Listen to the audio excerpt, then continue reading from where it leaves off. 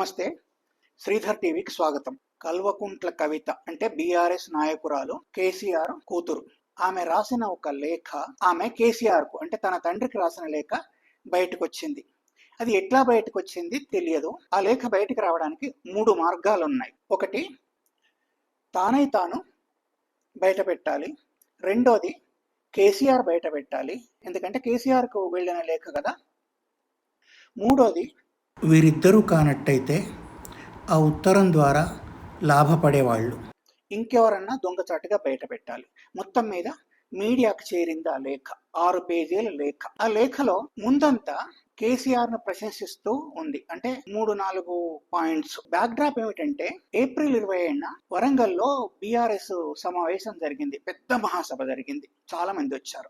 ఆ నేపథ్యంలో ఆమె ఇలా చేయాల్సింది, ఇలా చేస్తే బాగుండేది అని ఆ లేఖ రాశారు. మొదట్లోనేమో డాడీ అని సంబోధిస్తూ, అంటే పూర్తి ఇన్ఫార్మల్, తండ్రికి రాసిన లేఖ. ఎలాంటి ప్రిఫిక్స్లు గాని సఫిక్స్లు గాని లేవు. అట్లా సాగుతుంది లేఖ. ఈ సమావేశంతో మన కార్యకర్తల నైతిక బలం బాగా పెరిగింది అని రాశారు. పోలీసుల విషయంలో కేసీఆర్ చెప్పిన మాటల్ని ఆమె ప్రశంసించారు. ఇట్లా 3-4 మాటలు ప్రశంసలు కురిశాయి. తర్వాత నెగిటివ్ ఫీడ్బ్యాక్ అని చెబుతూ మిగతా అంతా రాసుకొచ్చారు. తెలంగాణ తల్లి బొమ్మ మార్పు విషయంలో మీరేం మాట్లాడలేదు ఆ సమావేశంలో. అట్లాగే తెలంగాణ గీతం విషయంలో కూడా మీరేం మాట్లాడలేదు. మీరు ఉర్దూలో మాట్లాడలేదు. తర్వాత రేపు జరగబోయే లోకల్ ఎన్నికల్లో అంతా పాత వాళ్లకే సీట్లు ఇస్తారు అని ప్రచారం జరుగుతోంది. దాన్ని మీరు అసలు గమనించినట్టే లేదు. వాళ్ళు అట్లాగే చెప్పుకు తిరుగుతున్నారు మాకే సీట్లు వస్తాయని. మీరు దానికి ఎలాంటి సమాధానం చెప్పలేదు. దాంట్లో పాత వాళ్ళ అడావుడే ఎక్కువగా కనిపించింది అక్కడ. మొదటి నుంచి మీతో ఉన్న నాయకులకు వేదిక పైన మాట్లాడడానికి అవకాశం లేకపోయింది. మీరు రాకమును పైన ఉన్న సమయంలో వాళ్లకు అవకాశం కల్పించాల్సింది. తర్వాతేమో కాంగ్రెస్ ను అంత విమర్శించిన మీరు బీజేపీ విషయంలో 2 నిమిషాల్లో తేల్చేశారు.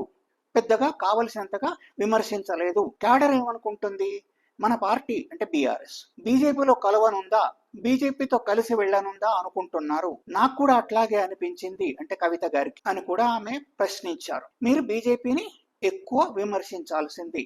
అంతేకాదు, మొన్న జరిగిన ఎమ్మెల్సీ ఎన్నికల్లో మన అభ్యర్థిని, బీఆర్ఎస్ అభ్యర్థిని నిలబెట్టకపోవడం కూడా బీజేపీ గెలుపు కోసమే అని కాంగ్రెస్ విస్తృతంగా ప్రచారం చేసింది. దాన్ని మనం ఎదుర్కోలేకపోయాం అనే భావనతో. ఇప్పుడైనా మించిపోయింది ఏమీ లేదు. మీరు క్యాడర్తో కలవడానికి, వాళ్ళ అభిప్రాయాలు తెలుసుకోవడానికి 1-2 రోజులు సమావేశాలు నిర్వహిస్తే బాగుంటుంది, పార్టీ సమావేశాలు అని ఆమె చెప్పారు. మిమ్మల్ని కలవాలని, మీతో షేక్ హ్యాండ్ ఇవ్వాలని, మీతో ఫోటో దిగాలని చాలా ఉత్సాహం చూపెట్టారు అక్కడ క్యాడర్. అయితే మీరు మాత్రం చాలా మందికి దూరంగా ఉంటున్నారు. కొందరిని మాత్రమే కలుస్తున్నారని మీ మీద అభియోగం ఉంది. దాన్ని సరిచేసుకోవాలి అని కూడా ఆమె తన లేఖలో ప్రస్తావించారు. తండ్రి కదా, కన్న తండ్రి కదా, తనకు కలిసినప్పుడు ఎదురెదురుగా కూర్చొని విషయాలన్నీ ఆవిడ చెప్పొచ్చు. ఇంకా చాలా సంగతులు కూడా చెప్పొచ్చు. విమర్శించాలనుకునేన్ని విమర్శించవచ్చు. లేదా పార్టీ సమావేశంలో అంటే బయటికి రాకుండా, బయటికి పొక్కకుండా పార్టీ సమావేశంలో కూడా తన అభిప్రాయాలను నిర్మోహమాటంగా తెలియజేయవచ్చు. వేరే క్యాడర్ తెలియజేయగలరో లేదో కానీ కవిత గారికి తప్పనిసరిగా అవకాశం ఉంటుంది. మరి అలా చేయకుండా ఉత్తరం ఎందుకు రాశారు? అది కూడా ఏప్రిల్ 27వ తారీఖున పార్టీ సమావేశం జరిగింది వరంగల్లో. మే 2న ఆమె లేఖ రాశారు. మే 2న రాసిన లేఖ 20 రోజుల తర్వాత బయటకు వచ్చింది. అది ఎందుకు బయటకు వచ్చినట్టు? ఎవరు బయటకు తీసుకొచ్చారు? ఎట్లా బయటకు వచ్చింది? అది బీఆర్ఎస్ పార్టీ, కవిత గారు, కేసీఆర్ గారు చెప్పాలి.